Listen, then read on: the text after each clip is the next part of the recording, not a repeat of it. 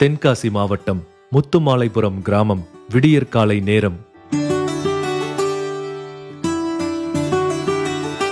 மிதிவண்டியில் பால் கேனை போட்டுக்கொண்டு ஒற்றை காலால் பெடலை மிதித்தபடி வந்திறங்குகிறார் கண்ணன். கம்பு ஒன்றை ஊன்றியவாறு மாட்டுக் கொட்டகைக்கு செல்லும் கண்ணன் பால் கறக்கத் தொடங்குகிறார். கண்ணனின் ஒவ்வொரு நாள் காலை மற்றும் மாலை பொழுதும் இவ்வாறாகத்தான் கழிகிறது.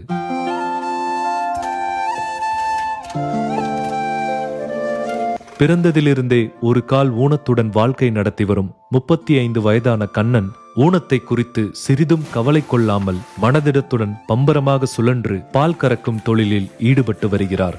மழை, வெயில், குளிர், நேரம் என்று எதனையும் பொருட்படுத்தாமல் குடும்பத்தின் அன்றாட செலவுகளை பூர்த்தி செய்வதற்காக மரக்கம்பையே ஊன்றுகோலாக பயன்படுத்தி ஓயாது நடமாடிக்கொண்டிருக்கிறார் கண்ணன்.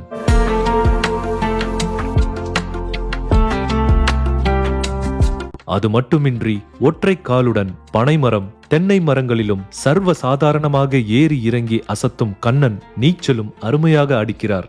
இப்படி பன்முக திறமையால் கவனம் ஈர்த்து வரும் கண்ணனுக்கு திருமணமாகி 3 பிள்ளைகள் உள்ளனர். ஊனம் என்று நினைத்து ஒதுங்கி முடங்கி விடாமல், தன்னம்பிக்கையை தளர விடாமல், உழைப்பை மட்டுமே மூலதனமாக கொண்டு வாழ்க்கையை நகர்த்தி வரும் கண்ணனுக்கு ஒரு பெரிய சல்யூட். தென்காசி லைஃபுக்காக ஜஸ்டின் துரை.